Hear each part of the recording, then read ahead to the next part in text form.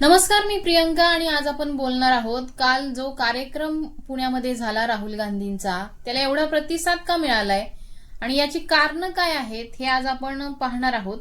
खरं तर हा कार्यक्रम विशेषतः मुलींना आवडलाय, कारण हा कार्यक्रम किंवा या कार्यक्रमात राहुल गांधींची बोलण्याची जी शैली होती ती थेट मुलींशी कनेक्ट झालेली आहे. कारण आहे पहिलं कारण मला असं वाटतं की त्यांनी मुद्द्यांवर थेट चर्चा केली.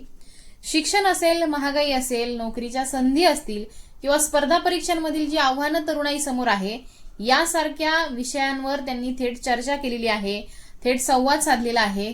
विद्यार्थिनींचे प्रॉब्लेम्स त्यांनी समजून घेतलेले आहेत आणि याच गोष्टींमुळे हा कार्यक्रम तरुणाईला जास्त आवडलेला आहे.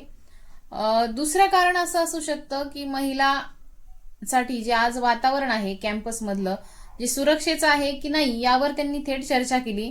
महिलांसाठी रोजगाराच्या ज्या वाढत्या संधी आहेत यावर झालेली सडेतोड चर्चा ही मुलींना फार जास्त आवडली आणि महत्वाची वाटली असावी, म्हणून देखील या कार्यक्रमाला खूप चांगला प्रतिसाद मिळालाय.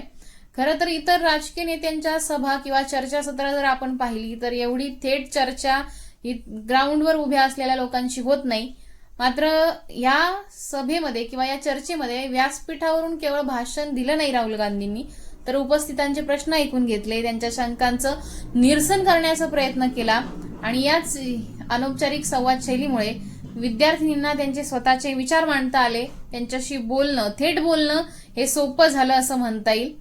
आता देशाचं जर राजकारण आपण पाहिलं तर या राजकारणामध्ये महिलांचा फार कमी सहभाग आहे.